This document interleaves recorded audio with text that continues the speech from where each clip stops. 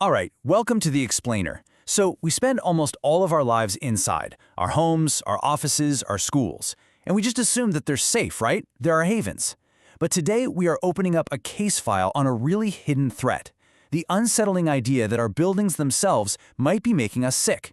I mean, just think about that for a second. It's a pretty chilling thought, isn't it? That the very air you're breathing inside could be the real source of all these mysterious health problems? And this isn't science fiction. This is a real thing called sick building syndrome, and it affects people all over the world. And believe me, the stakes are incredibly high. This isn't just about, a musty smell in the basement.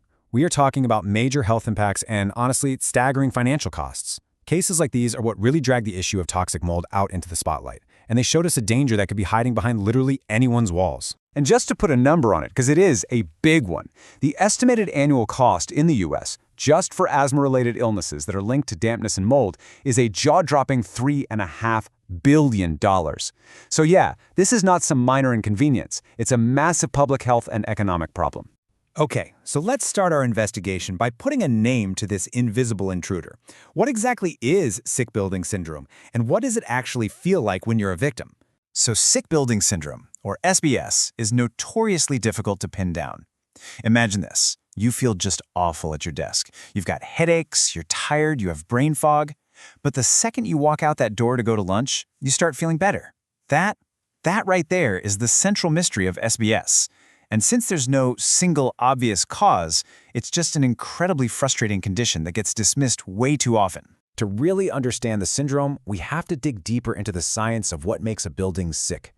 Now, a lot of different things can contribute, but our investigation keeps pointing to one main biological agent that really acts as the ringleader for so many of these issues, and that's mold.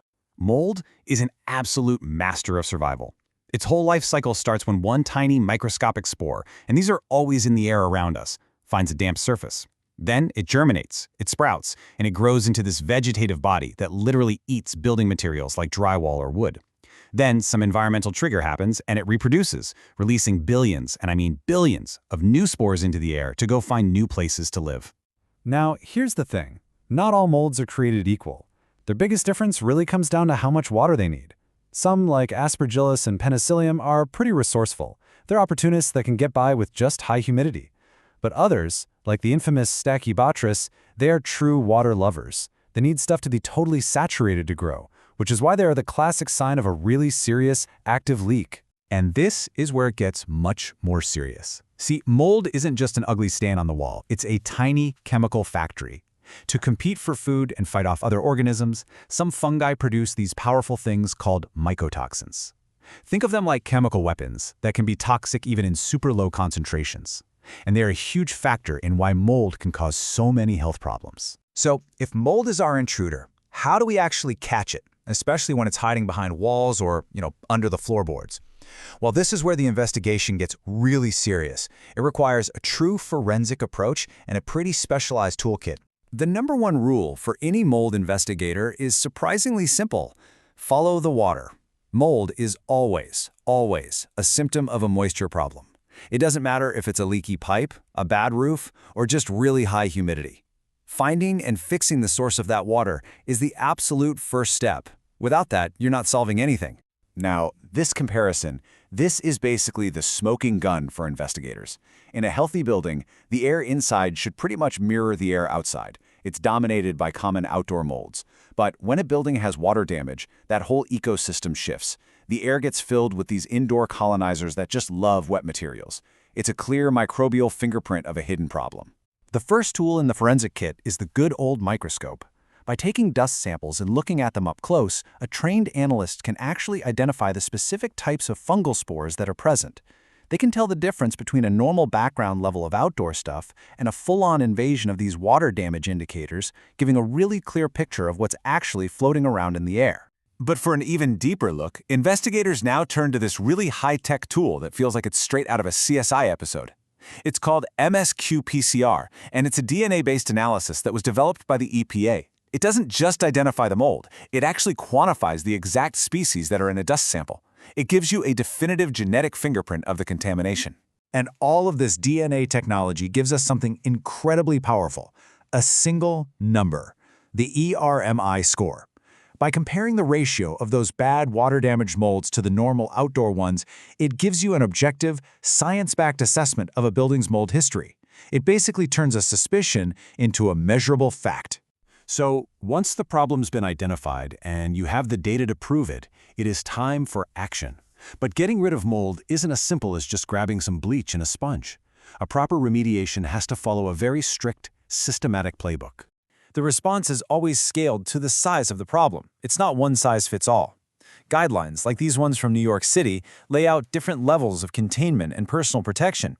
A small patch of mold needs a totally different approach than an entire contaminated wall or, God forbid, the entire HVAC system. This makes sure the cleanup is both effective and safe. But no matter the scale of the job, these core principles are absolutely non-negotiable.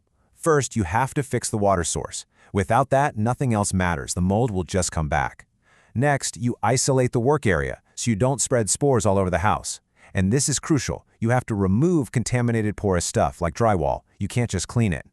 Finally, a deep clean with special HEPA vacuums and thorough drying have to happen before any rebuilding can even start. Now, investigating and cleaning up mold is critical, obviously. But the real goal, the ultimate win, is prevention.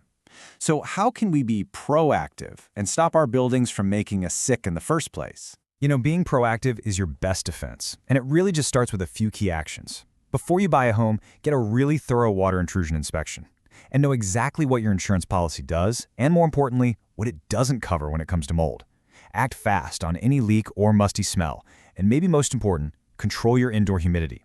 Keeping it below 60% is one of the single best things you can do to keep mold from ever getting a foothold.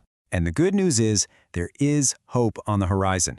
Architects and builders are coming up with smarter designs, like adding little access panels to make it easy to check on plumbing. They're also looking into new materials, everything from advanced sealants to wallboard that's actually manufactured with safe built-in mold inhibitors. The goal is to create homes that are just more resilient from the very start. We take the health of our buildings for granted. We just assume the air we breathe inside is safe. But, as we've seen, there is a direct, invisible line that connects our environment's health to our own health. And it's a connection we now have the power to see, to measure, and thankfully, to improve. The only question left is the one on the screen. Thanks for joining us on The Explainer.